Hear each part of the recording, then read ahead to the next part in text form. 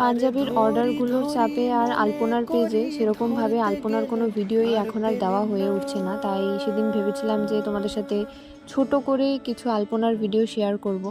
তাই আমি সাদা অ্যাক্রিলিক কালার আর এই আমার ভাঙা তুলিটা নিয়ে বসেছিলাম। এই তুলিটা দিয়ে কাজ করতে করতেই তুলিটার পেছন দিকটা ভেঙে গিয়েছিল। আসলে এগুলো প্লাস্টিকের ছিল আর আমি প্রেশারটা খুব বেশি দিয়ে দিয়েছিলাম, সেই কারণে এটা ভেঙে গিয়েছিল। কিন্তু তুলিটা খুবই ভালো, কাজ করতেও খুবই সুবিধা হয়। এই তুলিটা আমি মিশো থেকে কিনেছিলাম।